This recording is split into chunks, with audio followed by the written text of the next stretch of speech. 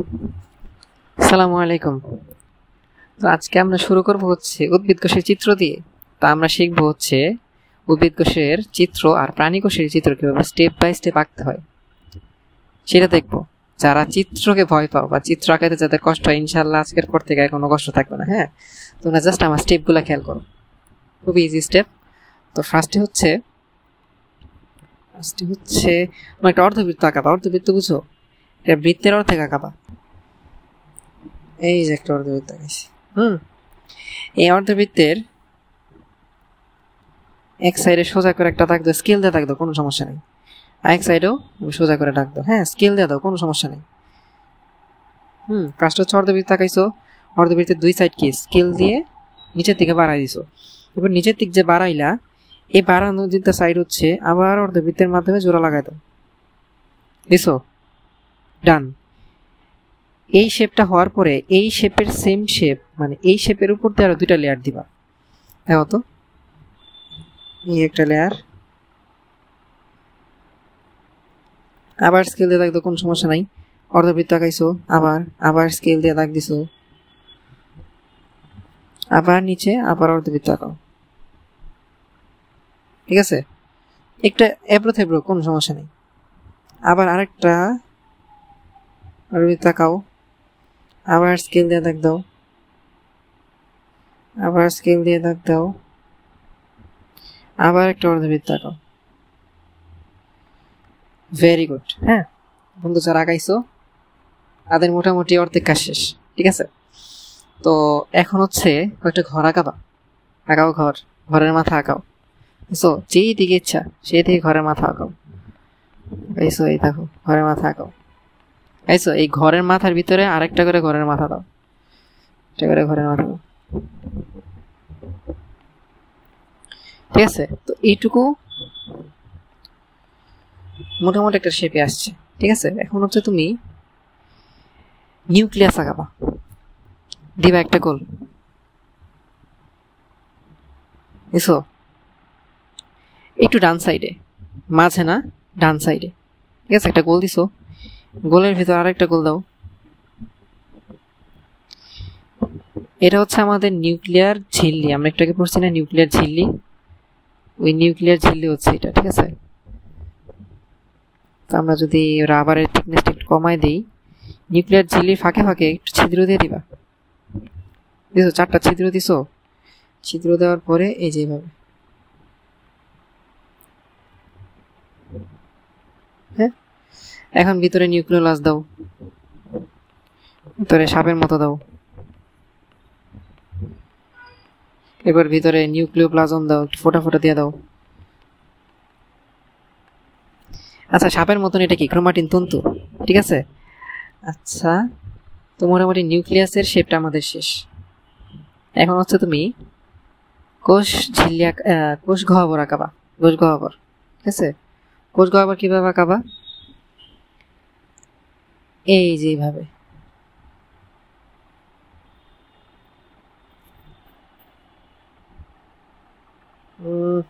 খুব বেশি তো ভালো হইলো না, কারণ নিউক্লিয়াসটা একটু দিকে নিয়ে আসি।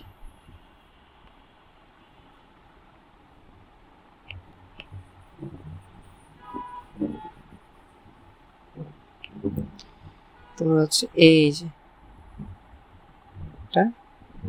কোষ গহ্বর আঁকাইছো, এমন ভাবে আঁকাবা যাতে এই সাইডে একটু জায়গা ফাঁকা থাকে, বুঝছো? একেবারে এই সাইডে লাগাই দিও না, হ্যাঁ? আগের বার হচ্ছে এই সাইড একটু বেশি চিপা হয়ে গেছিল, এর জন্য আমরা হচ্ছে ঠিক করছি। তো এখন তোমরা যে বন্দুক আঁকাও, বন্দুক আঁকতে পারো না? এই যে দেখো, বন্দুকের হাতল দিছো, এরপর নল দিছো, হ্যাঁ? এরপর এখান থেকে বন্দুকের হাতল শুরু করবা, এদিকে নল দিবা, আবার এদিকে বন্দুকের হাতল শুরু করবা, এদিকে নল দিবা, দিছো। এমন আবার 3টা বন্দুক আঁকালেই ডান। 3টা বন্দুক আঁকাইছো। এখন হচ্ছে বাটি আঁকাবা। বাটি আঁকাও, বাটি 1 2 3টা বাটি আঁকাইছো। বাটির উপর খাবার দাও, খাবার ছাড়া বাটি হয় নাকি? বুঝছো? তার মানে নিউক্লিয়াসের উপরে আঁকাইছো বন্দুক, নিচে দিছো বাটি, ঠিক আছে? এখন হচ্ছে তুমি ডিম আঁকাবা। ডিম আঁকাও, 3টা ডিম, একটা ডিম, 2টা ডিম, 3টা ডিম, 3 খালি জায়গায় 3টা ডিম আঁকাইছি, আরো 3টা ডিম আঁকাও। একটা, এই দুইটা, তিনটা ফাঁকা ফাঁকা জায়গায় ডিম আঁকাইছি, বুঝছো? এখন এটা পেন্ডুলাম আঁকাও, পেন্ডুলাম। আমাদের মোটামুটি এখনো শেষ। প্রথম যে 3টা ডিম দিছি না, এই 3টার ভিতরে আরো 4টা ডিম দাও। 1 2 3 4 দিছো, 2 3 4, 1 2 3 4। আর বাকি যে 3টা ডিম ছিল এনে সাপ আঁকাও। আমি জানি তোমরা ভালো সাপ আঁকাইতে পারো। একটা সাপ, 2টা সাপ, 3টা সাপ আঁকাইছো, সাপ আঁকাইছো, ভেরি গুড। আচ্ছা, সাপ আঁকানো শেষ, তার মানে আমাদের চিত্র শেষ। চিত্র শেষ, এখন জাস্ট তুমি সাইটোপ্লাজম চিহ্নিত করে দাও, ফোটা ফোটা ফোটা ফোটা দিয়ে দাও।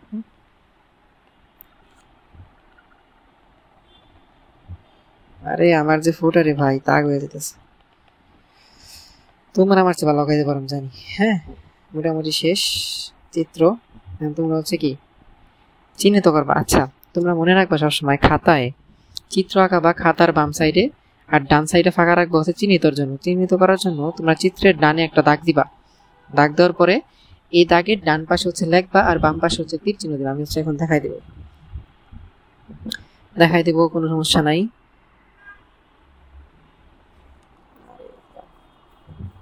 আচ্ছা, তো এইখানে এই যে লাস্ট যে বন্দুক টাকাইছো না, এখানে একটু এবড়ো থেবড়ো করে দাও, অমসৃণ করে দাও, এবড়ো থেবড়ো, ঠিক আছে? বাকিটি ঠিক আছে। তো এখন হচ্ছে এটা হচ্ছে লাল দিয়ে দেখাই। এই যে ভিতরের লেয়ার আর এই যে বাইরের লেয়ার,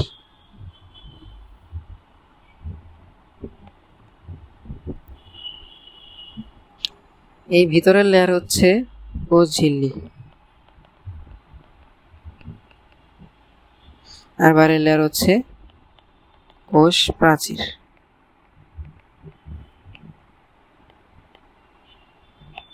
ঠিক আছে? তো এরপরে আমরা কি আঁকাইছি? পরে আমরা হচ্ছে আঁকাইছি হচ্ছে এই যে নিউক্লিয়াস। তো নিউক্লিয়াসের পার্টগুলোকে আমরা চিহ্নিত করে দিই। মিডলের পার্ট, সুতার পার্ট, ওরে বাবা, সুতার পার্ট, এই পার্ট, আমাদের ছিদ্র ছিদ্র একটা পার্ট ছিল, ছিদ্র ছিদ্র পার্ট। আরো কোনো পার্ট ছিল নিউক্লিয়াসের? হ্যাঁ, নিউক্লিয়াসের ভিতরে তরল অংশ ছিল। হ্যাঁ, তরল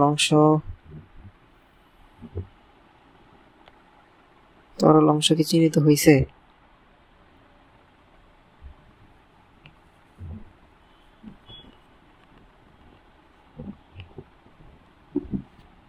তরল অংশ ফার্স্টে হচ্ছে নিউক্লিয়াসের উপরে যে একটা আবরণ দেখতেছি হচ্ছে নিউক্লিয়ার ঝিল্লি।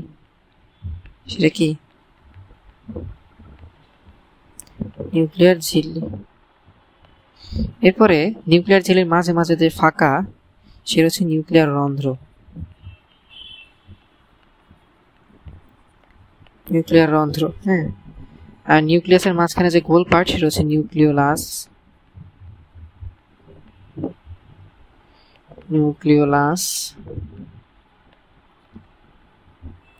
নিউক্লিয়াসের যে সুতার মতো অংশ, সেটা হচ্ছে ক্রোমাটিন তন্তু।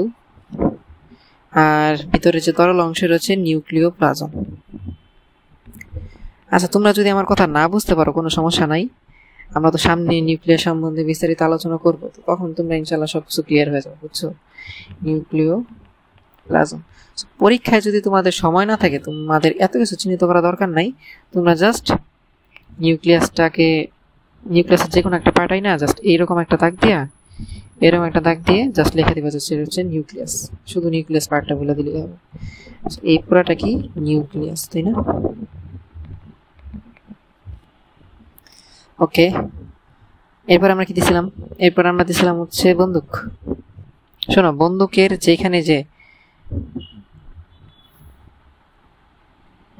যেখানে উঁচা নিচা নাই, এই যে যেমন এখানে পাহাড়ের মতন উঁচা নিচা আছে না, এই বন্দুকে একদম লাস্ট বন্দুকে, এই বন্দুকের নাম হচ্ছে অমসৃণ এন্ডোপ্লাজমিক রেটিকুলাম। অমসৃণ মানে কি? উঁচা নিচা।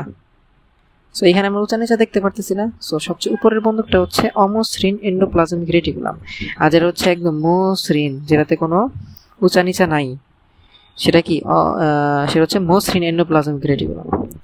সো এটা হচ্ছে মসৃণ এন্ডোপ্লাজমিক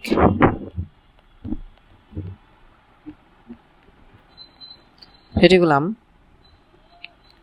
আর একদম উপরেরটা হচ্ছে কি, এটা হচ্ছে অমসৃণ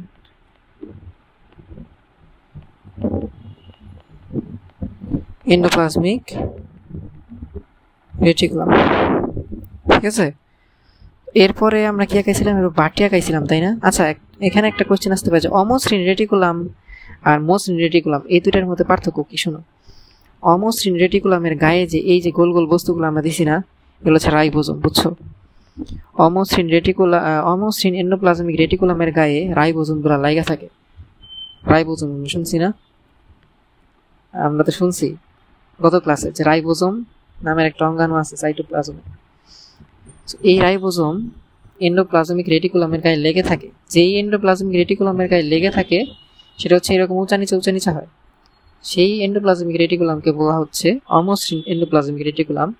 আর যাদের গায়ে রাইবোজোম লেগে থাকে না তাদেরকে বলা হচ্ছে মসৃণ এন্ডোপ্লাজমিক রেটিকুলাম। তাহলে অমসৃণ এন্ডোপ্লাজমিক রেটিকুলামের গায়ে রাইবোজোম লেগে থাকে, তাই না? এত মোটা হলে হবে?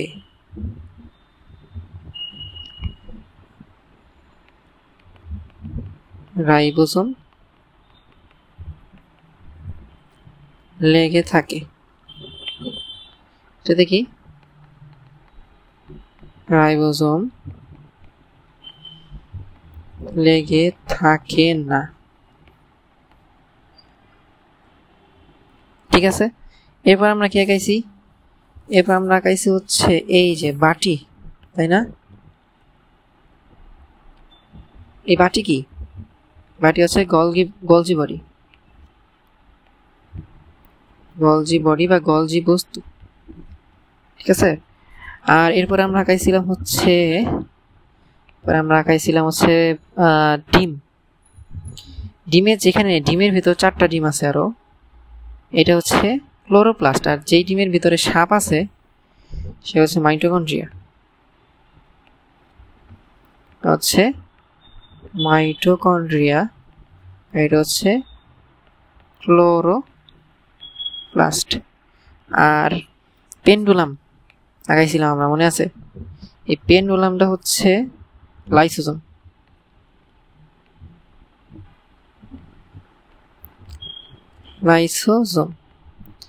আর এই যে ডট ডট ডট ডট দিছি, যে সারা কোষ জুড়ে যে ডট ডট দিছি, এটা হচ্ছে তোমার সাইটোপ্লাজম। সাইটোপ্লাজমের মধ্যে সব অঙ্গাণু কি ভাসমান অবস্থায় থাকে? সাইটোপ্লাজম। আর এই যে সবচেয়ে বড় জায়ান্ট ও কি? কোষ গহ্বর। কোষের যে গর্ত, কোষ গহ্বর, ঠিক আছে।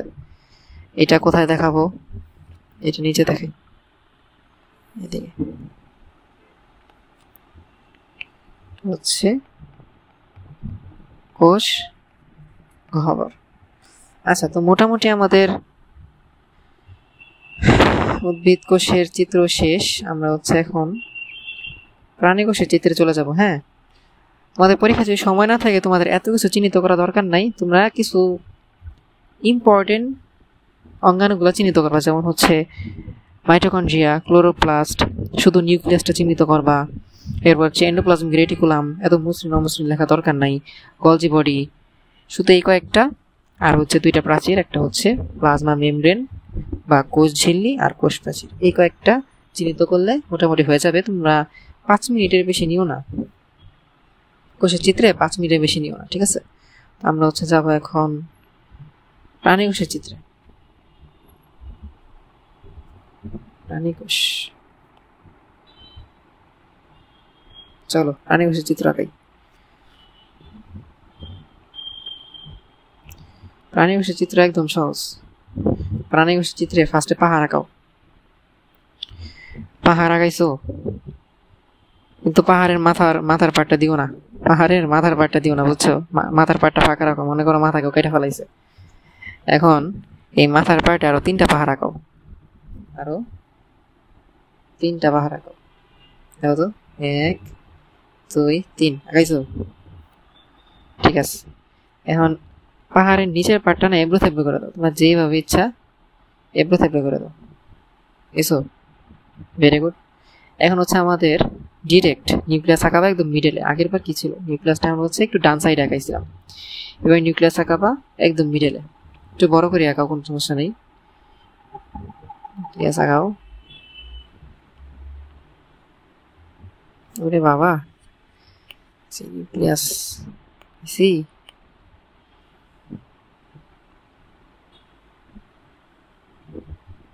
নিউক্লিয়াসের 2টা লেয়ার দাও। গুড।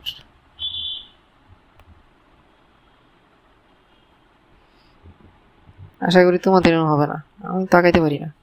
ঠিক আছে, 2টা লেয়ার দিছো। 2টা লেয়ার দেওয়ার পরে 4টা গর্ত করো, 4টা গর্ত করো। 1 2 3 4। ঠিক আছে, উপরে নিচে 2টা, ডানে বামে 2টা ফিল আপ করো গর্ত।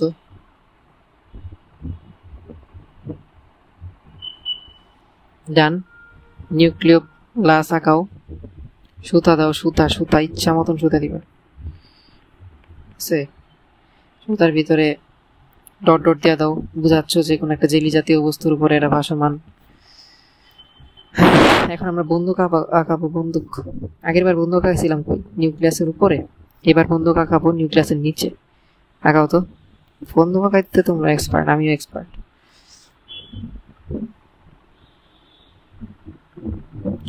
দাও বন্দুক, বন্দুকের নল এক এক সময় দিয়ে দিবা।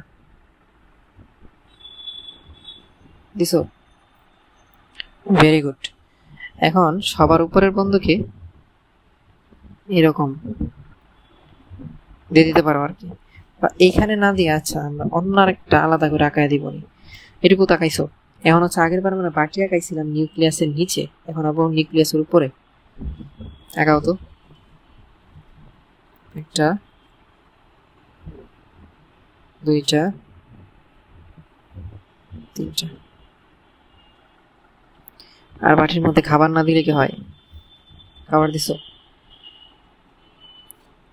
আচ্ছা, তোমরা এখন আঁকাবো ডিম। 3টা ডিম আঁকাও। 3টা ফাঁকা জায়গায় 3টা ডিম আঁকাও। ফাঁকা জায়গা কই কি আছে দেখো তো। এই ফাঁকা জায়গা আছে, এই একটা আছে, এই একটা আছে। আচ্ছা, গতবার যেমন আমরা ফাঁকা জায়গায় 3টা ডিম আঁকাইছিলাম, 3টা ডিম আঁকানোর পর আরো 3টা ডিম আঁকাইছি। এবার আর পরবর্তী 3টা ডিম আঁকাইতে হবে না। এবার হচ্ছে কি, ক্লোরোপ্লাস্ট নাই, এবার হচ্ছে শুধু মাইটোকন্ড্রিয়া আছে। প্রাণী কোষে ক্লোরোপ্লাস্ট থাকে না, শুধু মেন কথা হচ্ছে প্রাণী কোষে ক্লোরোপ্লাস্ট থাকে না। সো আমরা ওই 3টা ডিমই আঁকাবো শুধু, আর 3টা ডিম আঁকাবো না। সেই 3টা ডিম হচ্ছে কি সাপ আঁকাবো। তোমাদের সাপ সব জায়গায় আছে, সাপ আঁকাইছো? এই দাও সাপ আঁকাও, এই যে সাপ আঁকাও। আচ্ছা, তো এরপরে হচ্ছে আরেকটা এন্ডোপ্লাজমিক রেটিকুলাম এখানে দেখা দাও। আরেকটা বন্দুক এখানে দেখা দাও।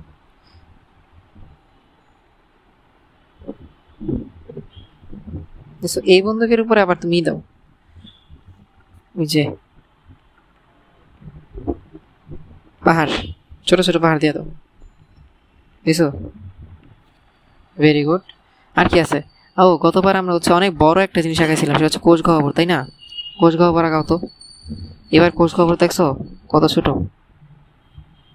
কোষ গহ্বর আঁকাও তো। আগে কোষ গহ্বর ছিল একটা, এবার অনেকগুলো আবার ছোট ছোট, তাই না? আর গতবার একটা পেন্ডুলাম আঁকাইছিলাম, তাই না? এই পেন্ডুলামটা এখন দিয়ে দাও, যে কোনো একটা জায়গায় দিয়ে দাও। এই পেন্ডুলামের ভিতরে এরকম দিয়ে দিতে পারো। শেষ, আমাদের প্রাণী কোষের চিত্র শেষ। এখন জাস্ট ডট ডট দিয়ে দাও।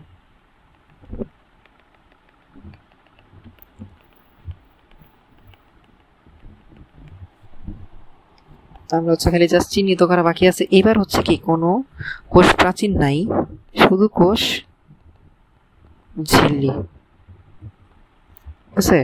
এরপর আমরা আঁকাইছি হচ্ছে নিউক্লিয়াস। নিউক্লিয়াসের গঠন আগেও যা এখনো তাই, এর হচ্ছে নিউক্লিয়ার ঝিল্লি, যে গর্তগুলো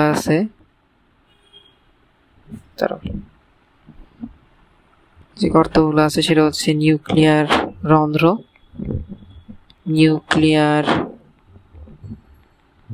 রন্ধ্র। ভিতরের যে গোল বস্তুটা আছে সেটা হচ্ছে নিউক্লিওপ্লাজম,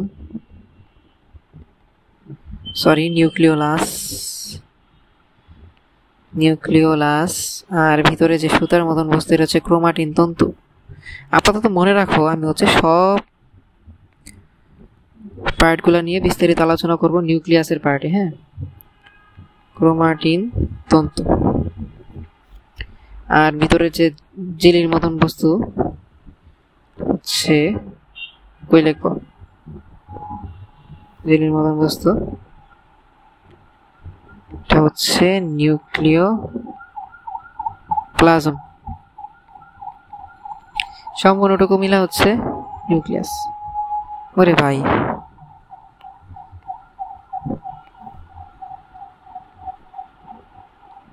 সম্পূর্ণটুকু মিলা হচ্ছে নিউক্লিয়াস। আরে মাথায় যা খাইছি, 3টা পাহাড়। এই 3টা পাহাড় হচ্ছে মাইক্রোভিলাই। এটা পাহাড় কি?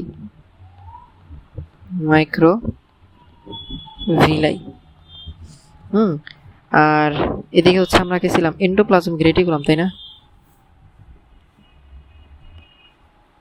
এই এন্ডোপ্লাজমিক রেটিকুলামের গায়ে কি কোনো পাহাড়ের মতো ছিল বা ডট ডট ছিল? এটা হচ্ছে তাহলে মসৃণ এন্ডোপ্লাজমিক রেটিকুলাম। কারণ কি? এদের মধ্যে কোনো রাইবোজোম লেগে থাকে না। প্লাজমিক রেটিকুলাম। আর এইটা কি তাহলে? অমসৃণ এন্ডোপ্লাজমিক রেটিকুলাম। অমসৃণ এন্ডোপ্লাজমিক রেটিকুলাম, ঠিক আছে। আর এই যে সাপ বাকি আছে। সাপ হচ্ছে মাইটোকন্ড্রিয়া। আর এই যে বাটি কি? গলজি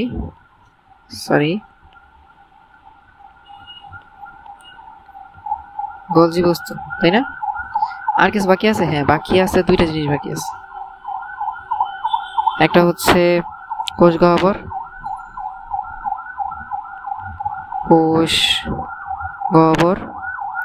এবার কোষ গহ্বর কি খুবই ছোট। আর হচ্ছে গতবারের পেন্ডুলাম, সেটা হতেছে কি লাইসোজোম, তাই না? লাইসোজোম। তো মোটামুটি আমাদের কি প্রাণী কোষ। আরেকটা জিনিস বাকি আছে, সেটা হচ্ছে সাইটোপ্লাজম, ঠিক আছে। কোথেকে আঁকাবো? এই যে এখান থেকে দেখাই দিই।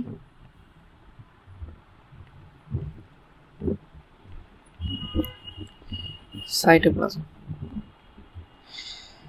তো আমাদের প্রাণী কোষের চিত্র মোটামুটি শেষ। এখন আমরা হচ্ছে কোষের ভিতরে যা যা আছে, কোষের বাইরে কোষের ভিতরে যা যা আছে সেগুলো সম্পর্কে বিস্তারিত আলোচনা করব ইনশাআল্লাহ।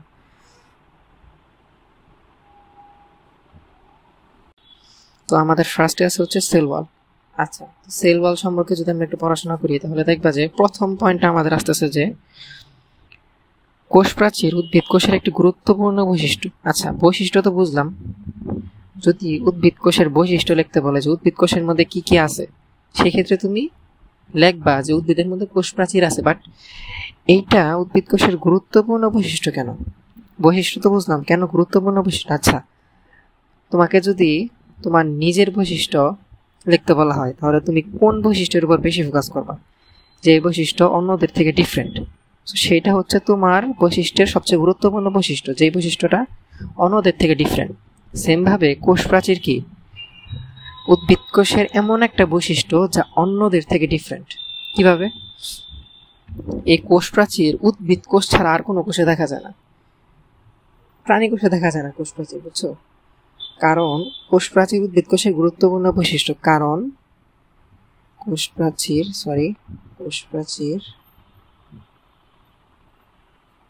শুধুমাত্র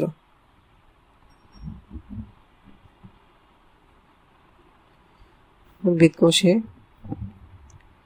দেখা যায়। আচ্ছা, এই সাইডটা একটু সরায় রাখি।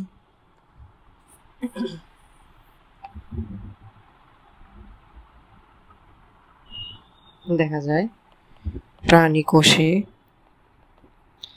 দেখা যায় না, ঠিক আছে? আচ্ছা, যেহেতু শুধুমাত্র উদ্ভিদ কোষে দেখা যাচ্ছে, প্রাণী কোষে দেখা যাচ্ছে না, এর জন্য কি এটা বৈশিষ্ট্য, এবং এটা কি খুবই গুরুত্বপূর্ণ বৈশিষ্ট্য। আচ্ছা, তো আমরা কোষ প্রাচীরকে কিসের সাথে তুলনা করতে পারি? আচ্ছা, একটা ডিম তো দেখছো, ডিমের দুইটা পার্ট আছে, একটা কুসুম পার্ট আর একটা হচ্ছে সাদা অংশ। তো তুমি একটা ডিমকে যদি সিদ্ধ করো, সিদ্ধ করলে বাইরের যে সাদা পার্টটা সেটাকে তুমি কোষ প্রাচীর ধরতে পারো, আর ভিতরের যে কুসুম পার্টটা সেটা একটা কোষ ধরতে পারো। দেখো, কুসুমটারে ওই সাদা অংশ কি সুন্দর করে আবৃত করে রাখছে না, একটা প্রোটেকশন দিয়ে রাখছে। সেম ভাবে কোষ প্রাচীরটা কি কোষকে এইভাবে চারদিক থেকে আবৃত করে রাখছে এবং প্রোটেকশন দিয়ে রাখছে। তুমি কি কোষের শেপটা খেয়াল করতে পারতেছো? মানে একটু ভিজুয়ালাইজ করতে পারতেছো যে একটা কোষের চারদিকে কিভাবে কোষ প্রাচীর আবৃত করে রাখে? সেম ভাবে যেভাবে ডিমের কুসুমকে ডিমের সাদা অংশ আবৃত করে রাখে, ঠিক আছে? আচ্ছা, তো সেকেন্ড পয়েন্ট হচ্ছে এটি মৃত বা জড় বস্তু দিয়ে তৈরি।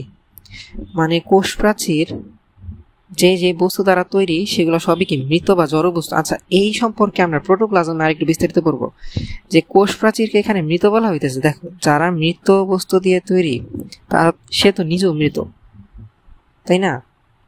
তোমার সামনের যে কোনো বস্তু সেটা তো মৃত বস্তু দিয়ে তৈরি দেখাই তাকে একটি জড় বস্তু বলা হচ্ছে, তাই না? আচ্ছা, এই সম্পর্কে আমরা সামনে আসব, যে কেন মৃত বা জড় বস্তু দিয়ে তৈরি, এটা হাইলাইট করা লাগছে। সবার কাছে মনে হইতে পারে না যে কোষ তো পুরাটাই মৃত, তো এইখানে কোষ প্রাচীরকে আলাদা করে জড় বস্তু বলার কারণটা কি? না, কোষ কিন্তু পুরাটা মৃত না।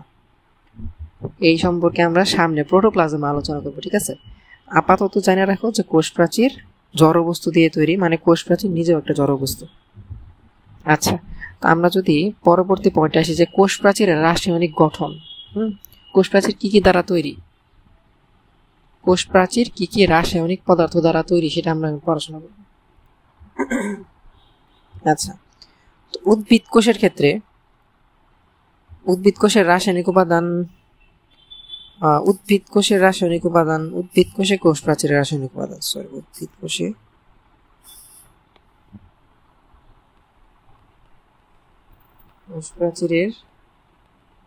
রাসায়নিক উপাদানগুলো কি কি আমরা যদি একটু লিখে ফেলি।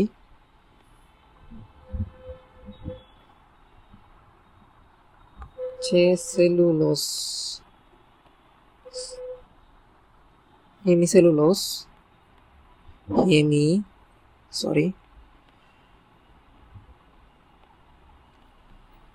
Cellulose, lignin, pectin, suberin. এই পাঁচটা রাসায়নিক উপাদান দ্বারা কি উদ্ভিদ কোষের কোষ প্রাচীর তৈরি, ঠিক আছে? আচ্ছা, তো আমরা সামনের দিকে আগাই। এখানে তো বোঝার কিছু নাই যে উদ্ভিদ কোষের কোষ প্রাচীর কি কি দ্বারা তৈরি, সেটা আমরা এখানে বললাম, পাঁচটা উপাদান আছে। আচ্ছা, তো আমি কিন্তু তোমাদের বইয়ের সিরিয়াল অনুযায়ী আগাচ্ছি, ঠিক আছে? তুমি যদি বই খোলো দেখবা যে এই সিরিয়ালই আগাইছে বই, ঠিক আছে? তো উদ্ভিদ কোষের কোষ প্রাচীর শেষ, এখন ব্যাকটেরিয়ার কোষ প্রাচীর, ঠিক আছে? আমরা কিন্তু বলছি যে প্রাণী কোষে দেখা যায় না, ঠিক আছে? আমরা কিন্তু বলছি প্রাণী কোষে দেখা যায় না, এরকম অনেক অণুজীবের ক্ষেত্রে কিন্তু থাকতে পারে, ব্যাকটেরিয়া, ছত্রাক থাকতে পারে কিন্তু কোষ প্রাচীর, ঠিক আছে? আচ্ছা, তো ব্যাকটেরিয়ার কোষ প্রাচীর কি? প্রোটিন,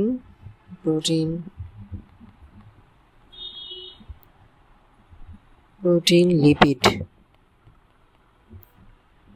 পলিস্যাকারাইড, হ্যাঁ, পলিস্যাকারাইড। আচ্ছা, তো এরপর হচ্ছে ছত্রাকের কোষ প্রাচীরের রাসায়নিক উপাদান কি? ছত্রাকের হচ্ছে শুধু একটা, সেটা হচ্ছে কাইটিন। এগুলো কিন্তু তোমাদের এমসিকিউতে আসবে, ঠিক আছে, খুবই ইম্পর্টেন্ট।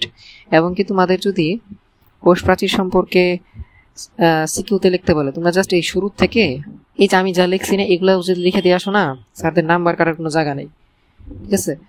এরপরে আমরা আসি হচ্ছে রাসায়নিক উপাদান শেষ, এখানে জাস্ট এমসিকিউ ছিল। আচ্ছা, আমরা সামনের দিকে আসি যে কোষ প্রাচীরের গঠন। কোষ প্রাচীরের গঠন একটু মনোযোগ দেয়, পার্টটি একটু কমপ্লেক্স। হ্যাঁ, তোমাদের বইয়ে ওইরকম বিস্তারিত লেখা নেই, বাট আমি চেষ্টা করবো যে কোষ প্রাচীরটা আসলে কীরকম তার একটা সুন্দর একটা আইডিয়া দিতে, তোমরা যাতে কোষ প্রাচীরটাকে ভিজুয়ালাইজ করতে পারো, ঠিক আছে। তো উদ্ভিদের কোষ প্রাচীর 3টা স্তর নিয়ে গঠিত। উদ্ভিদের কোষ প্রাচীর 3টি স্তর নিয়ে গঠিত। প্রথম স্তরটা কি? প্রথম স্তরটা হচ্ছে মানে মেইন কথা, উদ্ভিদের কোষ প্রাচীরের 3টা পার্ট আছে, ঠিক আছে। সো এই 3টা পার্ট কি কি? একটা হচ্ছে প্রাথমিক প্রাচীর, একটু মনে রাখো, প্রাথমিক প্রাচীর। 2 নম্বর হচ্ছে মধ্য পর্দা, 3 নম্বর হচ্ছে গৌণ প্রাচীর। আচ্ছা, খেয়াল করছো যে প্রথম পার্টকে বলা হচ্ছে প্রাথমিক পর্দা, লাস্ট পার্টকে বলা হচ্ছে গৌণ প্রাচীর। না সরি, প্রথম পার্টকে বলা হচ্ছে প্রাথমিক প্রাচীর, লাস্টেরটাকেও বলা হচ্ছে গৌণ প্রাচীর। দেখো দুইটাই কিন্তু প্রাচীর, বাট মাঝখানেরটা কি পর্দা, মধ্য পর্দা। এটার কারণটা কি? এটার কারণ সামনে তুমি নিজেই বুঝতে পারবা। আচ্ছা, প্রাথমিক প্রাচীরের কোনো আর পার্ট নেই, প্রাথমিক প্রাচীর একটা স্তরই, আর কোনো পার্ট নেই। মধ্য পর্দার আর কোনো পার্ট নেই, বাট গৌণ প্রাচীরের আরো 3টা স্তর আছে। গৌণ প্রাচীর আরো 3টা ভাগে বিভক্ত। একটা হচ্ছে আরো 3টা ভাগে বিভক্ত, সেই 3টা হচ্ছে বহিস্তর, মধ্যস্তর, অন্তঃস্তর।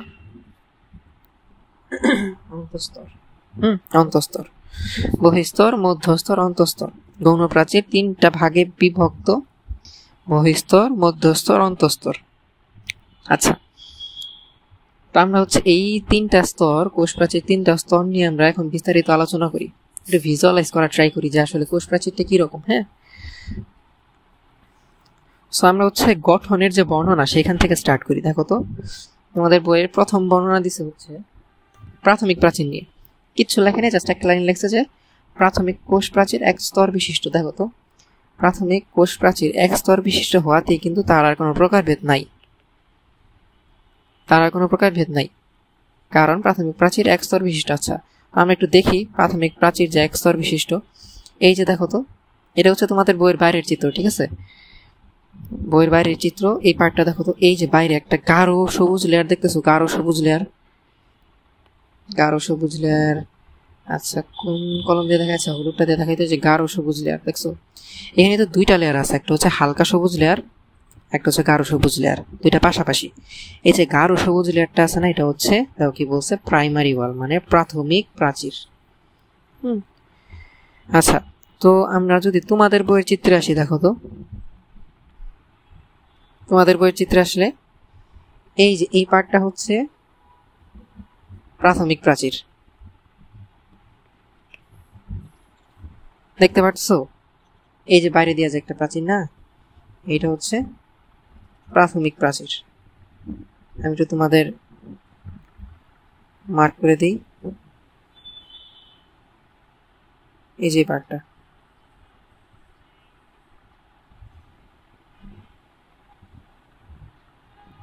প্রাথমিক প্রাচীর, ঠিক আছে। এই পার্টটা হচ্ছে কি প্রাথমিক প্রাচীর।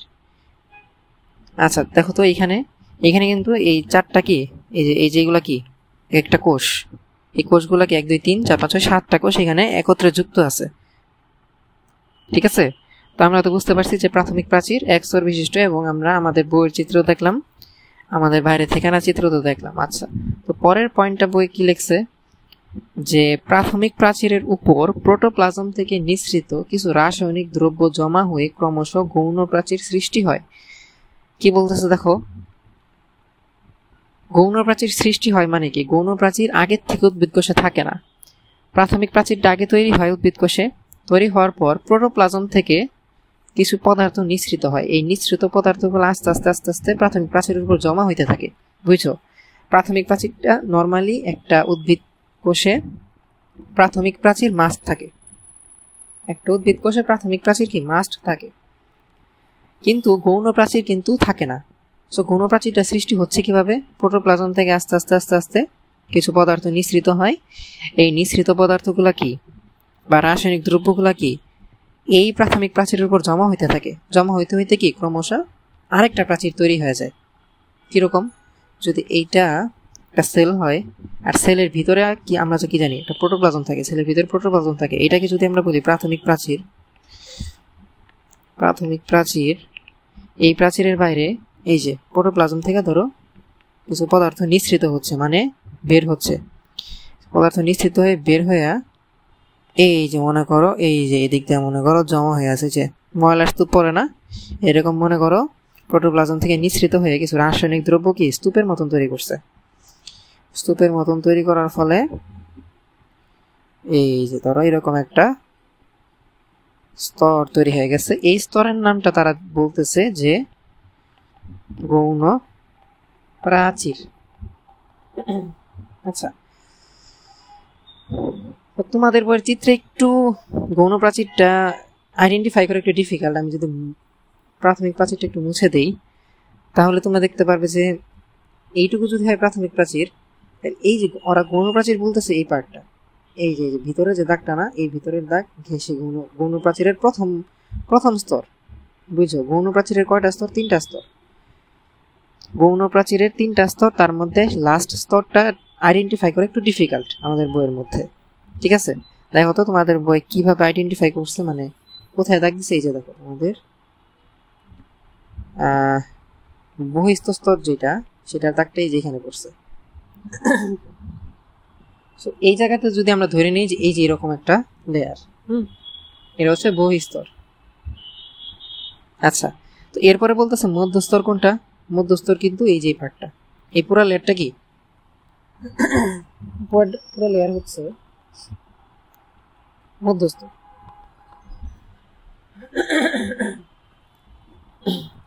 আচ্ছা সরি, এই পুরো পার্টটা হচ্ছে মধ্যস্তর। আর এই যে ভিতরে যে কালো লেয়ারটা দেখতেছো, সরি কালো লেয়ারটা, এই যে কালো লেয়ারটা, এটা হচ্ছে অন্তঃস্তর।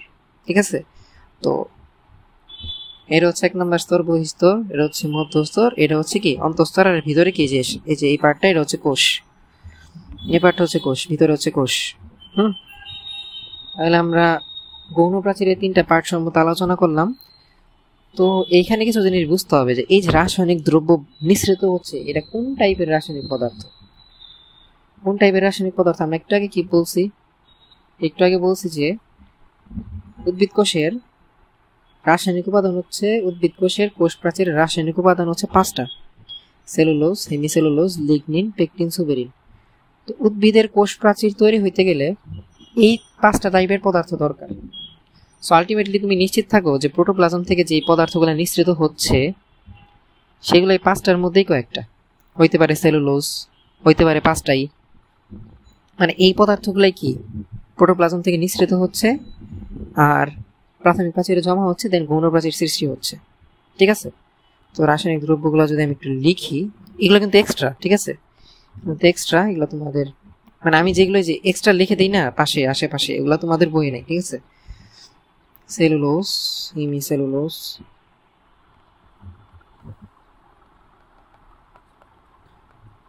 লিগনিন, সুবেরিন ইত্যাদি। হ্যাঁ, আচ্ছা, তো এখন কথা হচ্ছে যে আমরা তো একটু আগে বললাম যে প্রাথমিক প্রাচীর হচ্ছে সব উদ্ভিদ কোষে থাকে, কিন্তু গৌণ প্রাচীরটা হচ্ছে পরবর্তীতে সৃষ্টি হয়। সরি, তো গৌণ প্রাচীর পরবর্তীতে সৃষ্টি হওয়ার কারণটা কি? আসলে কি গৌণ প্রাচীর সব কোষে সৃষ্টি হয় না, সব কোষে সৃষ্টি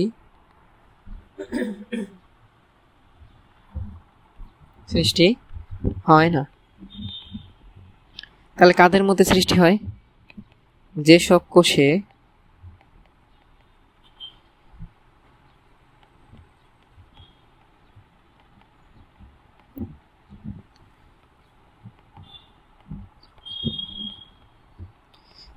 শক্ত আবরণের প্রয়োজন, যেসব কোষ, দেখো উদ্ভিদের যেসব পার্ট বেশি শক্ত, উদ্ভিদের যেই সব পার্ট বেশি শক্ত ওই সব পার্টের কোষগুলোতে মেইনলি গৌণ প্রাচীর দেখা যায়। ঠিক আছে, যেসব কোষে বাড়তি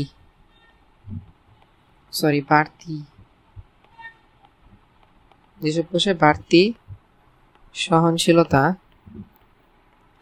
ও শক্তি দরকার সেসব কোষে গৌণ প্রাচীর সৃষ্টি হয়। আবার একটা কোষ যদি পরিপক্ক না হয়, মানে একটা নির্দিষ্ট বয়স পর্যন্ত না যায়, সেই ক্ষেত্রেও কিন্তু গৌণ প্রাচীর সৃষ্টি হয় না। তার মানে কি, একটা কোষের পরিপক্ক হইতে হবে গৌণ প্রাচীর সৃষ্টি হওয়ার জন্য। দুইটা পয়েন্ট, একটা পয়েন্ট হচ্ছে যেসব কোষে বাড়তি সহনশীলতা বা শক্তি দরকার তাদের মধ্যে গৌণ প্রাচীর সৃষ্টি হয়, আর যাদের মধ্যে হচ্ছে আর যেসব কোষ হচ্ছে পরিপক্ক কোষ সেসব কোষে গৌণ প্রাচীর সৃষ্টি হয়। মানে দুইটা ক্রাইটেরিয়া আছে, এই দুইটা ক্রাইটেরিয়া মিট করলে, এই দুইটা শর্ত মানলে ওই কোষে গৌণ প্রাচীর সৃষ্টি হচ্ছে। আচ্ছা, তো এরকম কোষ কি? আচ্ছা, তোমরা তো গাছের কাঠ দেখছো না? গাছের কাঠ দেখছো তো? এই গাছের কাঠ কি অনেক শক্ত না? তো এই গাছের কাঠও তো কোষ দ্বারা তৈরি। তো এই গাছের কাঠগুলা যে কোষ দ্বারা তৈরি সেই কোষে গৌণ প্রাচীর সৃষ্টি হয়, কারণ কাঠ অনেক শক্ত, দেখছো না? ঠিক আছে, আরো কিছু আছে, যেমন স্ক্লেরেনকাইমা কোষ, ইত্যাদি। হ্যাঁ, এগুলো হচ্ছে কি এক্সট্রা, তোমাদের জানার জন্য এক্সট্রা একটু বুঝে রাখলাম। ঠিক আছে। আচ্ছা, তো গৌণ প্রাচীরের মাঝে মাঝে ছিদ্র থাকে যাকে কূপ বলে। আমরা কিন্তু গৌণ প্রাচীরের মাঝে তোমাদের বই কোনো চিত্র দেখি নাই। সো আপাতত জাস্ট এটা মনে রাখো যে গৌণ প্রাচীরের মাঝে মাঝে এই যে এরকম ছিদ্র ছিদ্র ছিদ্র থাকতে পারে। এগুলাকে কি বলতেছে? কূপ বলতেছে। চিত্রতে নাই আর কি, আমি দেখাতে পারতেছি না। আচ্ছা, তো কোষ প্রাচীরের কাজ কি? হ্যাঁ, কোষ প্রাচীরের কাজ কি? কোষ প্রাচীরের কাজ কোষকে দৃঢ়তা প্রদান করা। কোষ প্রাচীরের কাজ কোষকে দৃঢ়তা প্রদান করা, শক্ত করা, দৃঢ় রাখা। এটাতে তো বোঝানোর কিছু নেই, তোমরা নিজেই বুঝতেছো। এরপরে কি? কোষের আকার ও আকৃতি বজায় রাখা। কোষ প্রাচীর কি? যেহেতু একটা শক্ত জিনিস, সেই ক্ষেত্রে কি কোষ প্রাচীর তোমার যে উদ্ভিদের কোষের যে আকার আকৃতি সেটা বজায় রাখতেছে। এটাও বোঝানোর কিছু নাই। আচ্ছা, তো পরের পয়েন্টটাতে আসি যে আঁশের কোষের সাথে প্লাজমা ডেজমাটা সৃষ্টির মাধ্যমে যোগাযোগ রক্ষা করে কারা? কোষ প্রাচীর কি করতেছে? বুঝছো, কোষ প্রাচীর কি করতেছে? কোষ প্রাচীর করতেছে কি? পাশের কোষের সাথে প্লাজমা ডেজমাটা সৃষ্টি করতেছে। এই প্লাজমা ডেজমাটা কই সৃষ্টি হচ্ছে? কোষ প্রাচীরে সৃষ্টি হচ্ছে। সৃষ্টির মাধ্যমে যোগাযোগ রক্ষা করতেছে এবং পানি ও খনিজ লবণ চলাচল নিয়ন্ত্রণ করতেছে। কোষ প্রাচীর প্রথমে কি করতেছে? প্লাজমা ডেজমাটা সৃষ্টি করতেছে। এই প্লাজমা ডেজমাটার মাধ্যমে সে পাশের কোষের সাথে যোগাযোগ রক্ষা করতেছে এবং পানি এবং খনিজ লবণ চলাচল নিয়ন্ত্রণ করতেছে। আচ্ছা, তো প্লাজমা ডেজমাটা কি দেখি তো আমরা। এই যে প্লাজমা ডেজমাটা দেখো তো, এটা হচ্ছে একটা কোষ, এটা হচ্ছে একটা সেল। এই সেলের দেখো এই যে কোষ প্রাচীরের এখানে একটা এই যে একটা ছিদ্র, এটাকে কি বলতেছে? প্লাজমা ডেজমাটা। এটা আরেকটা সেল, এটা আরেকটা সেল, দেখছো? এক সেলের সাথে আরেক সেলের কানেকশন, এক সেলের সাথে আরেক সেলের কানেকশন কিসের মাধ্যমে? কোষ প্রাচীরের প্লাজমা ডেজমাটার মাধ্যমে। এই যে এই পার্টটা, এই যে ক্যানেলের মতন যে সুরঙ্গের মতন পার্টটা, সেটা কি? প্লাজমা ডেজমাটা। দেখো তো, এই যে প্লাজমা ডেজমাটা দেখছো, এই যে কোষ প্রাচীরের এই যে প্লাজমা ডেজমাটা, ঠিক আছে? এই প্লাজমা ডেজমাটার মাধ্যমে কি কোষ প্রাচীর তার পাশের কোষের সাথে যোগাযোগ রক্ষা করতেছে এবং কি ধরো এই কোষ থেকে ওই কোষে পানি যাবে বা এই কোষ থেকে ওই কোষে কি খনিজ লবণ যাবে, তো কিসের মাধ্যমে যাবে? এই প্লাজমা ডেজমাটার মাধ্যমে যাবে। Got it? আচ্ছা, তো তোমরা এখন আমার একটা কোশ্চেন করতে পারো। তোমাদের বইয়ের পার্ট আমার মোটামুটি শেষ, তোমার বইয়ের পার্ট কোষ প্রাচীরের তোমার বইয়ের পার্ট কভার করা শেষ। এখন তোমাদের একটা কোশ্চেন আসতে পারে, ভাই আপনি যে বলছিলেন যে মধ্য পর্দা সম্পর্কে একটু কথা বলবেন, এই মধ্য পর্দাটা আসলে কি? মধ্য পর্দা সম্পর্কে তোমাদের বইয়ে এরকম কিচ্ছু লেখা নাই, বাট তোমাদের চিত্রের মধ্যে কিন্তু মধ্য পর্দা তারা আইডেন্টিফাই করে দিছে। দেখছো, এই যে মধ্য পর্দা, এই যে সাদা পার্টটাকে তারা বলতেছে মধ্য পর্দা। তাহলে এই সবুজ পার্টটাই বাকি। আচ্ছা, আমরা মধ্য পর্দা নিয়ে একটু আলোচনা করি। হ্যাঁ, মধ্য পর্দাটা দেখো তো, এই যে 7টা সেল যে একত্র হয়ে আছে, 7টা সেলের মধ্যে দেখো তো, তোমরা কি যে মাঝখানে কালো পার্ট দেখতেছো? এই যে কালো পার্ট, এই যে কালো পার্ট, এই যে কালো পার্ট, এই যে পার্ট, মাঝখানে ফাঁকা, মাঝখানের ফাঁকায় যে একটা কালো পার্ট, এই পার্টটাই হচ্ছে মেনলি মধ্যপর্দা। বুঝতে পারছো? আচ্ছা, তোমরা এই কখনো চিন্তা করছো যে এতগুলা কোষ কেন একটা থেকে আরেকটা বিচ্ছিন্ন হয়ে যাচ্ছে না? কেন একটা কোষ আরেকটা কোষের সাথে লেগে আছে? এই কোশ্চেনকে কখনো তোমাদের মাথায় আসছে? মেনলি একটা কোষ আরেকটা কোষের সাথে যে লেগে থাকে, একটা গাছের মধ্যে যে একটা কোষ আরেকটা কোষের সাথে লেগে থাকতেছে, এই লেগে থাকার মেইন একটা রিজন হচ্ছে মধ্যপর্দা। তুমি দেখো তো একটু চিত্রে একটু দেখো তো, খেয়াল করো তো, এই কোষ আর এই কোষের সংযোগ হচ্ছে এই মধ্যপর্দা। সেম ভাবে এই মধ্যপর্দাটা কি প্রত্যেকটা সেলকে একসাথে, একটার সাথে আরেকটা জোড়া লাগাই রাখছে, দেখছো? একটার সাথে জোড়া লাগাই রাখছে। আচ্ছা, তো মধ্যপর্দা আসলে কি? আমরা একটু নিচে একটা চিত্র আঁকাইছি, চিত্রতে একটু ব্যাক করি তো। আচ্ছা, আমি কয়েকটা কোশ্চেন তোমাদের জন্য রেডি করে রাখছি। মধ্যপর্দা কি কোনো কোষ প্রাচীরের অংশ? এই যে আমরা বলতেছি যে মধ্যপর্দা কোষ প্রাচীরের একটা পার্ট। হ্যাঁ, অবভিয়াসলি মধ্যপর্দা কোষ প্রাচীরের একটা পার্ট, মাস্ট বি। কোষ প্রাচীরের তিনটা অংশ, একটা হচ্ছে প্রাথমিক প্রাচীর, মধ্যপর্দা আর হচ্ছে গৌণ প্রাচীর। এখন কথা হচ্ছে কোন কোষের অংশ? দেখো তো, আমি এখানে মধ্যপর্দা দেখো আঁকায় রাখছি, দেখো তো, এগুলো হচ্ছে একটা কোষ, এগুলো হচ্ছে কোষ। দাঁড়াও, হ্যাঁ, এগুলো হচ্ছে এক একটা কোষ। এই কোষগুলো দেখো তো, একটা সাথে আরেকটা লেগে আছে কিভাবে, এই যে ডট ডট দিয়ে রাখছে, দেখছো? এগুলো হচ্ছে মধ্যপর্দা। এখন কথা হচ্ছে মধ্যপর্দা কার? এই মধ্যপর্দা কি অর না অর অর আর নাই কোষের কার মধ্যপর্দা? ঠিক আছে, তো মধ্যপর্দা আসলে কোন কোষের অংশ? দেখো, মধ্যপর্দা কোষ প্রাচীরের অংশ, এটা সত্য, হ্যাঁ, কিন্তু এটা কোন কোষের অংশ? দেখো তো, এটি কোনো একক কোষের নিজস্ব কোষ প্রাচীর না। দেখো তো, মধ্যপর্দা না কোনো একক কোষের না। এই মধ্যপর্দাটা হচ্ছে,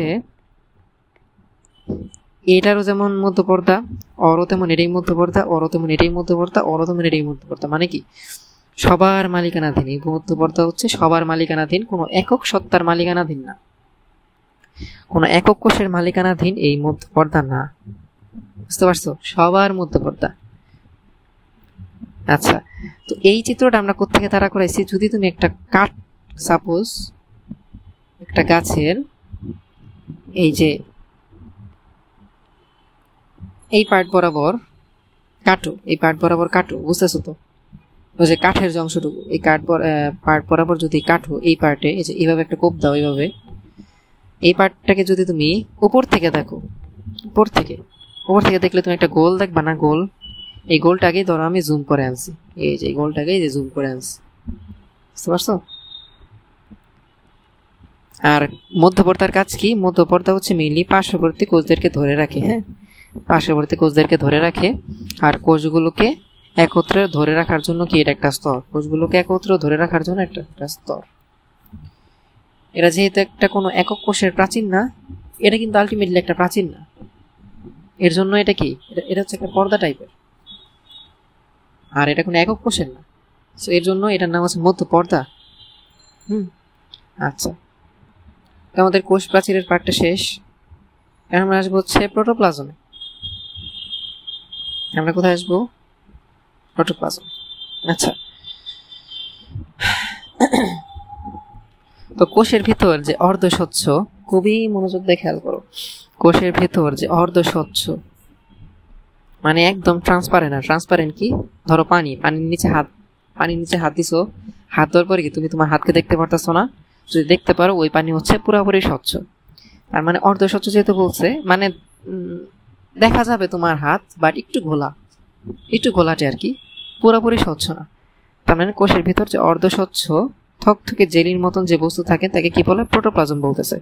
প্রোটোপ্লাজমের সংজ্ঞাটা, হ্যাঁ, সংজ্ঞা দেখলে আসলে কিছু বোঝা যাচ্ছে না আসলে জিনিসটা কি। আমরা সামনের দিকে আগাই।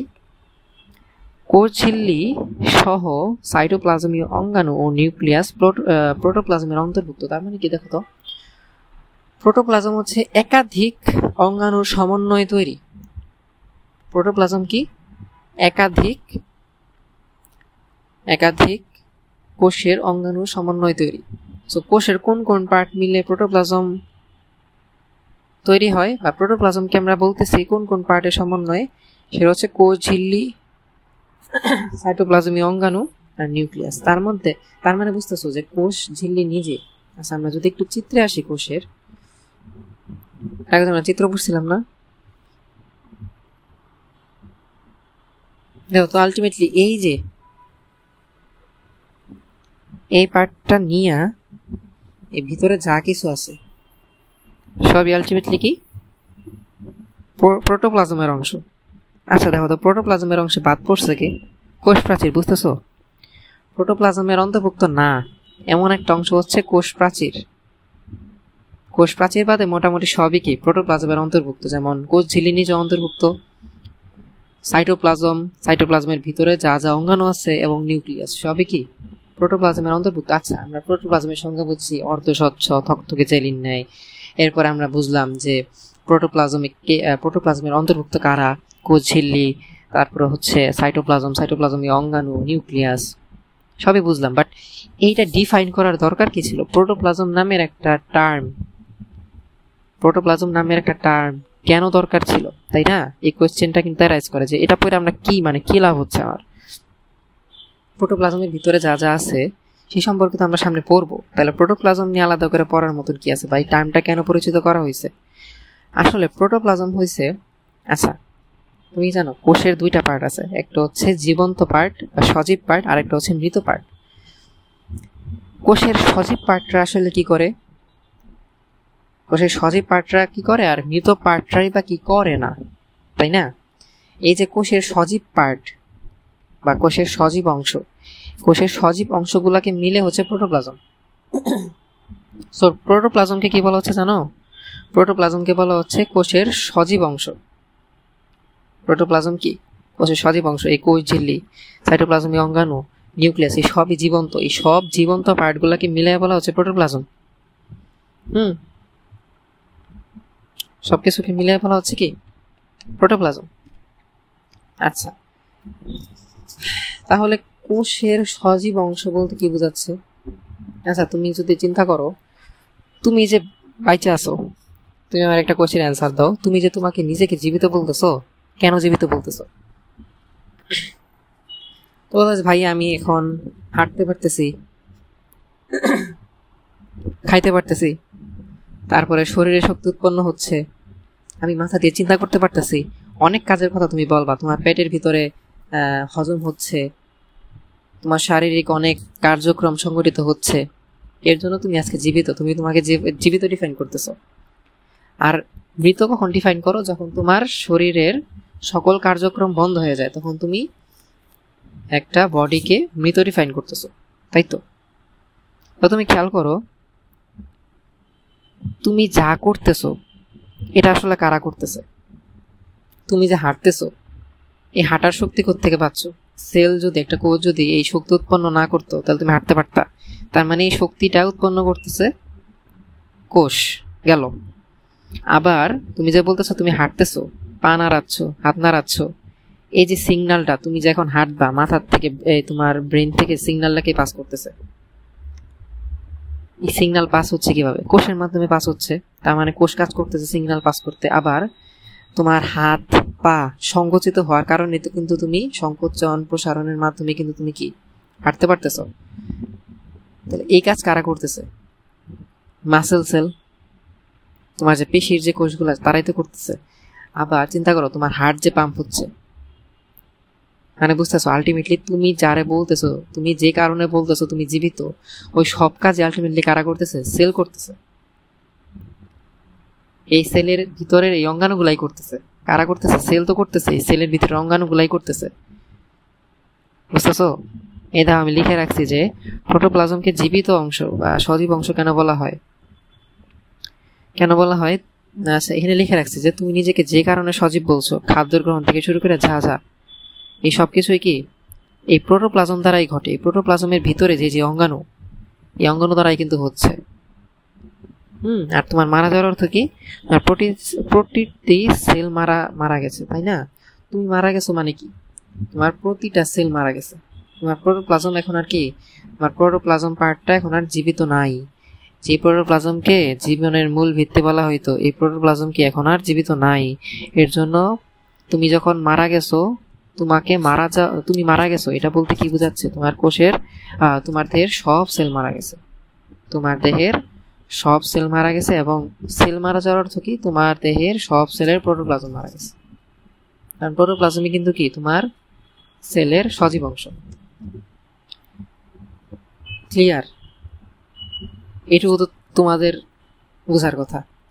আচ্ছা, যদি আমরা ক্লিয়ার হই তাহলে এখন তোমাদের প্রশ্ন থাকবে যে ভাই কোষের সজীব অংশ তো বুঝলাম, আলটিমেটলি আমরা যে বাইচে আছি এটা মেনলি কি কোষের প্রোটোপ্লাজমের জন্য, মানে প্রোটোপ্লাজম কাজ করতেছে বিধায় আমরা আমাদের আজকে জীবিত বলে ডিফাইন করতেছি। তাহলে ভাই কোষের কি কোনো মৃত অংশ নাই? অবশ্যই আছে। কোষের মৃত অংশ,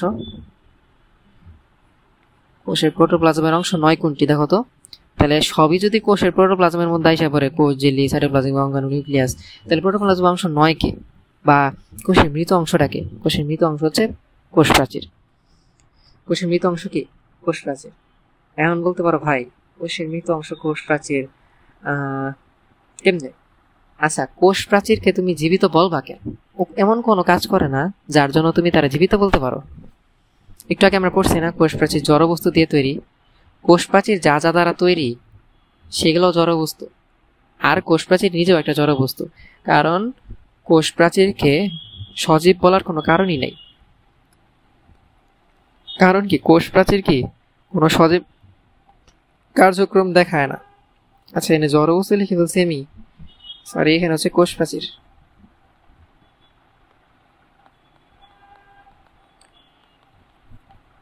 কোষ প্রাচীর, হ্যাঁ, কোষ প্রাচীর কি কোনো সজীব কার্যক্রম দেখায় না, ও কোনো কাজই করে না।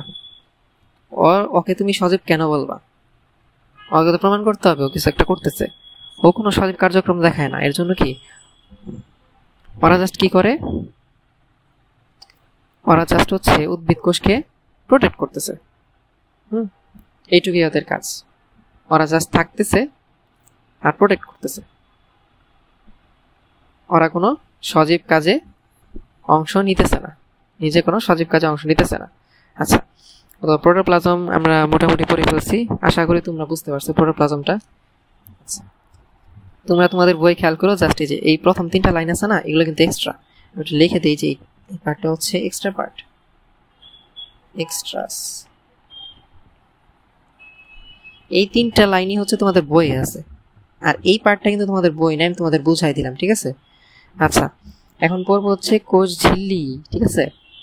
কোষ ঝিল্লি সম্পর্কে যদি একটু পড়ি যে প্রোটোপ্লাজমের বাইরে, বুঝছো? একটু বুঝছো কোষ ঝিল্লি কি? আমরা পড়ছিলাম না কোষ প্রাচীর, তার ঠিক ভিতরে থেকে কোষ ঝিল্লি, তাই না? আর প্রাণী কোষে কি শুধু কোষ ঝিল্লি থাকে, কোনো কোষ প্রাচীর থাকে না। সো প্রাণী কোষের শুধুমাত্র একটাই প্রোটেকশন, সেটা হচ্ছে কি কোষ ঝিল্লি। প্রাণী কোষে শুধু একটাই প্রোটেকশন, সেটা হচ্ছে কি কোষ ঝিল্লি, কারণ প্রাণী কোষে কোনো কোষ প্রাচীর থাকে না। আচ্ছা, তো এই কোষ ঝিল্লি নিয়ে আমরা এখন পড়তেছি। সো ফার্স্টে কি বলতেছে? প্রোটোপ্লাজমের বাইরে, হ্যাঁ, প্রোটোপ্লাজমের সবচেয়ে বাইরের পার্টটা হচ্ছে কোষ ঝিল্লি, কোনো সন্দেহ নেই। 2 স্তরের যে স্থিতিস্থাপক পর্দা থাকে তাকে কোষ ঝিল্লি বা প্লাজমা লেমা বা প্লাজমা মেমব্রেন বলে। আচ্ছা, কোষ ঝিল্লির 3টা নাম খুবই ভালো করে মনে রাখবা। কোষ ঝিল্লি একটা নাম, প্লাজমা লেমা একটা নাম, আর একটা হচ্ছে প্লাজমা মেমব্রেন আর একটা নাম। 3টা নামই কি একই জিনিসকে ডিফাইন করতেছে। আচ্ছা, তো ফার্স্টে বলছে প্রোটোপ্লাজমের বাইরে, এটুকু আমরা বুঝতে পারছি। এরপর বলছে 2 স্তরের, 2 স্তরের। এই চিত্রটা দেখো তো, এই চিত্রটা হচ্ছে একটা, এই যে এই পুরাটাই হচ্ছে কি একটা কোষ ঝিল্লি। দেখো তো এই কোষ ঝিল্লি কি 2টা পার্টের সমন্বয় তৈরি হয়েছে না? একটা স্তরে একটা স্তর, স্তর নাম্বার 1, স্তর নাম্বার 2, বুঝতেছো? এই 2টা স্তর মিলে কি এই কোষ প্রাচীর, এই কোষ ঝিল্লি। এই কোষ ঝিল্লিটাও কিন্তু কোষ প্রাচীরের মতন পুরো কোষটাকে ঘিরে রাখছে, ঠিক আছে? এরপর তারা বলছে কি যে স্থিতিস্থাপক পর্দা, কোষ ঝিল্লিকে তারা বলতেছে কি স্থিতিস্থাপক পর্দা।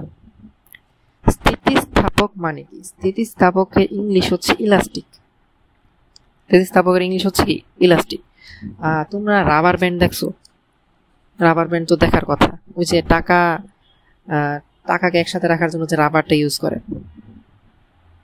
বা চুল বাঁধার জন্য যে রাবার ইউজ করে না, আমাদের আম্মুর কাছে দেখতে পারবা যে একটা রাবার ব্যান্ড ইউজ করে চুল বাঁধার জন্য।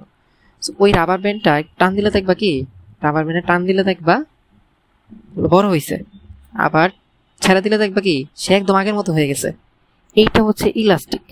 এই ধরনের পদার্থ কি স্থিতিস্থাপক পদার্থ। আচ্ছা, স্থিতিস্থাপকতা সম্পর্কে আমি নিচে লিখে রাখছি এক্সট্রা হিসেবে। ইলাস্টিসিটি বা স্থিতিস্থাপকতা কি জিনিস? স্থিতিস্থাপকতা হচ্ছে কোনো বস্তু বা পদার্থ তার আকার বা আয়তন পরিবর্তনের পর, যেমন তুমি রাবার ব্যান্ডের কি আকার বা আয়তন পরিবর্তন করছো কিসের মাধ্যমে? হয়তো বা চাপ দিছো অথবা টান দিছো। আকার বা আয়তন পরিবর্তনের পর আবার আগের অবস্থায় ফিরে আসার ক্ষমতাকে স্থিতিস্থাপকতা বলে। কোনো বস্তুর আকার আয়তন পরিবর্তন হওয়ার পর পুনরায় আগের অবস্থায় ফিরে আসার যে ক্ষমতা, তাকে কি বলে? ইলাস্টিসিটি বলে বা স্থিতিস্থাপকতা বলে। তাহলে স্থিতিস্থাপক পদার্থ কারা বা স্থিতিস্থাপক বস্তু কারা? এমন বস্তু যা চাপ বা টান দিলে তা সহ্য করতে পারে এবং টান বা চাপ সরিয়ে নিলে, আচ্ছা চাপ বা টান সহ্য করতে পারে মানে কি? তার মানে চাপ দিলে বা টান দিলে বস্তুটা কি ভাঙে না, শুধু আকার আকৃতির পরিবর্তন হয়। এটাই তারাই মানে এই জন্য আমরা বলতেছি যে কি সহ্য করতে পারে। আচ্ছা, এখন যদি তুমি এই চাপ বা টান তারা সহ্য করতে পারলো, খুবই ভালো কথা। আবার এই চাপ বা টান তুমি যদি সরায় নাও তাহলে কি হবে? তারা আবার আগের আকার আকৃতিতে ফিরে আসবে। চাপ বা টান দিছো, তারা সহ্য করছে, তারা ভাঙে নাই। তুমি চাপ বা টান সরাই দিছো, তারা আবার আগের আকৃতিতে ফিরে আসছে। এরকম উদাহরণ হচ্ছে রাবার ব্যান্ড, টান দিছো আগের জায়গায় ফিরে আসছে, ছেড়ে দিলে আগের জায়গায় ফিরে আসছে। আবার তুমি তোমার হাতের উপর চাপ দাও তো, তোমার হাতের উপর একটা আঙ্গুল দিয়ে চাপ দাও তো, স্কিনটা কি নিচের দিকে ডেবে যাচ্ছে, তাই না? স্কিনটা নিচের দিকে চলে যাচ্ছে। কিন্তু তুমি যদি আবার চাপটাকে ছেড়ে দিলে কি স্কিনটা কি আবার আগের অবস্থায় ব্যাক করতেছে না? তার মানে তোমার স্কিনটা কি একটা স্থিতিস্থাপক বস্তু। তোমার স্কিন কিন্তু কি স্থিতিস্থাপক, ঠিক আছে?